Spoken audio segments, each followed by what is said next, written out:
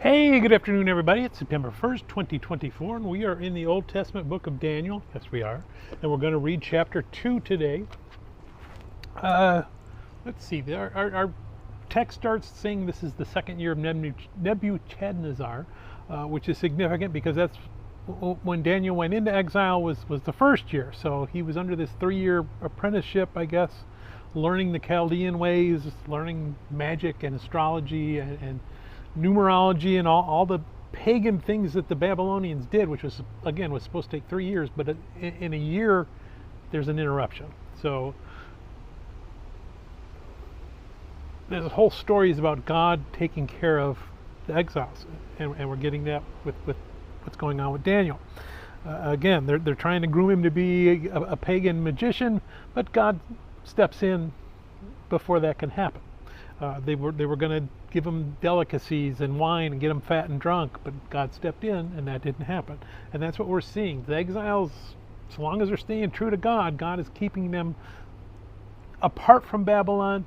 Yeah, they're still required to do some things and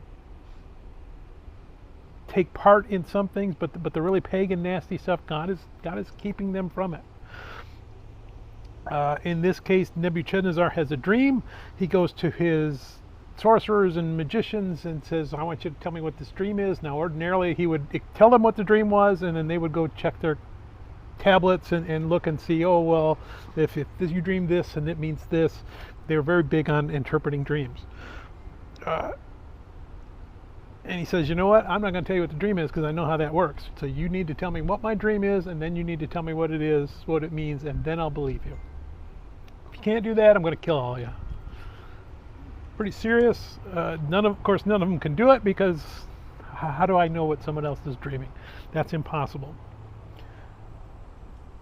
But Daniel steps forward and says, you know what? Get me set a date with the king. Earliest opportunity, and I will come in and do it.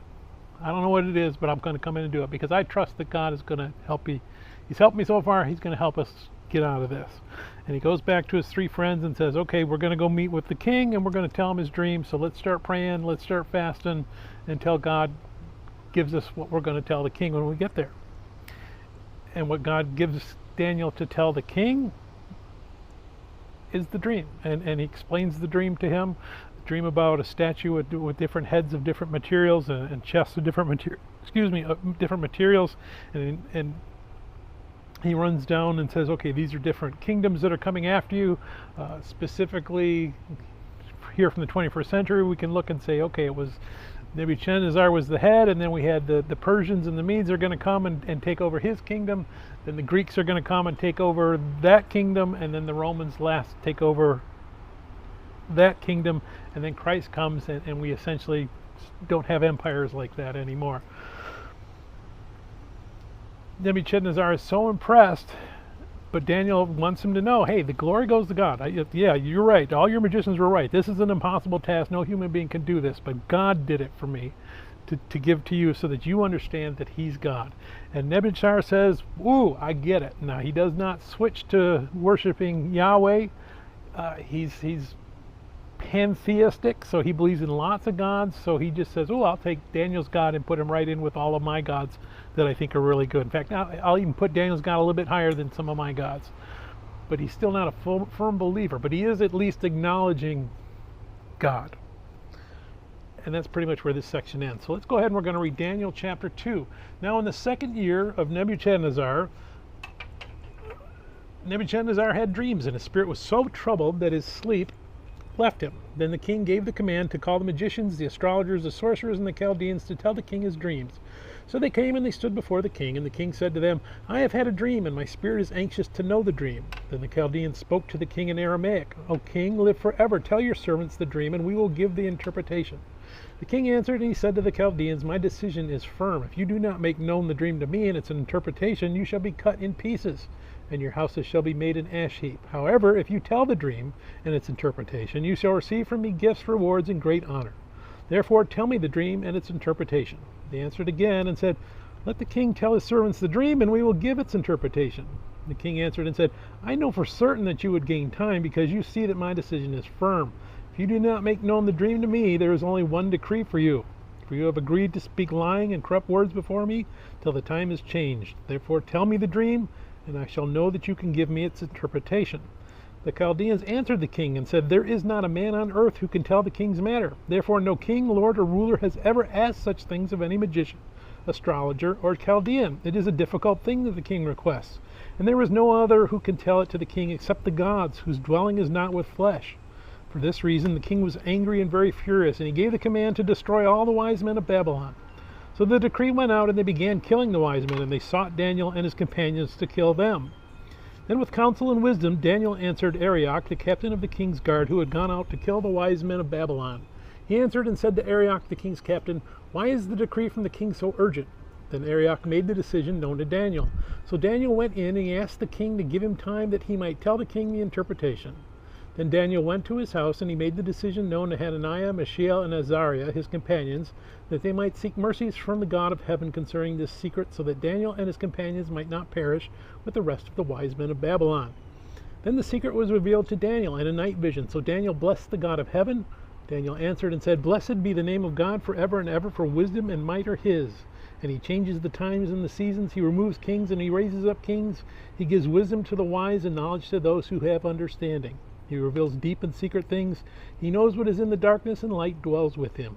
I thank you and praise you, O God of my fathers. You have given me wisdom and might, and have now made known to me what we asked of you, for you have made known to us the king's demand." Therefore Daniel went to Arioch, whom the king had appointed to destroy the wise men of Babylon.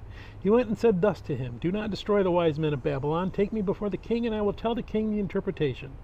Then Arioch quickly brought Daniel before the king and said thus to him, "I have found a man of the captives of Judah who will make known to the king the interpretation." The king answered, and he said to Daniel, whose name was Belteshazzar, "Are you able to make known to me the dream which I have seen and its interpretation?" Daniel answered in the presence of the king, and he said, "The secret which the king has demanded, the wise men, the astrologers, the magicians, and the soothsayers cannot declare to the king. But there is a God in heaven who reveals secrets, and he has made known to King Nebuchadnezzar what will be in the latter days. Your dream and the visions of your head upon your bed were these. As for you, O king, thoughts came to your mind while on your bed about what would come to pass after this. And he who reveals secrets has made known to you what will be. But as for me, this secret has not been revealed to me because I have more wisdom than anyone living, but for our sakes who make known the interpretation to the king, and that you may know the thoughts of your heart.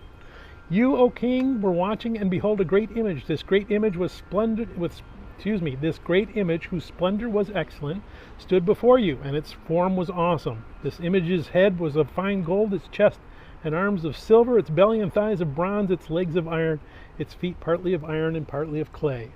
You watched while a stone was cut out without hands, which struck the image on its feet of iron and clay and broke them in pieces. Then the iron, the clay, the bronze, the silver, and the gold were crushed together and became like chaff from the summer threshing floors.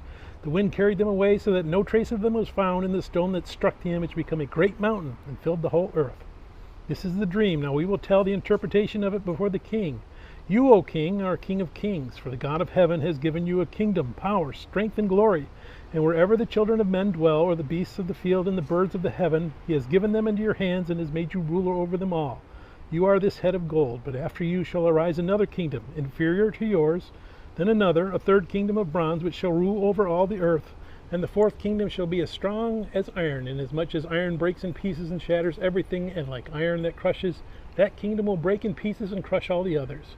Whereas you saw the feet and toes partly of potter's clay and partly of iron, the kingdom shall be divided, yet the strength of the iron shall be in it, just as you saw the iron mixed with ceramic clay. And as the toes of the feet were partly of iron and partly of clay, so the kingdom shall be partly strong and partly fragile. As you saw iron mixed with ceramic clay, they will mingle with the seed of men, but they will not adhere to one another, just as iron does not mix with clay. And in the days of these kings, the God of heaven will set up a kingdom which shall never be destroyed. And the kingdom shall not be left to other people.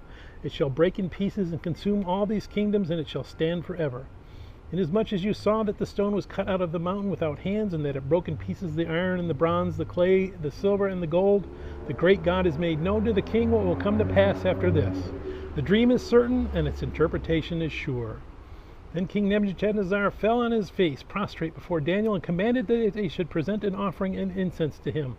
The king answered Daniel and said, "Truly your God is the God of gods, the Lord of kings, and a revealer of secrets, since you could reveal this secret." Then the king promoted Daniel and gave him many great gifts, and he made him ruler over the whole province of Babylon, and chief administrator over all the wise men of Babylon. Also Daniel petitioned the king, and he set Shadrach, Meshach, and Abednego over the affairs of the province of Babylon. But Daniel sat in the gate of the king. May God bless the reading of his word. May God bless you. Bye.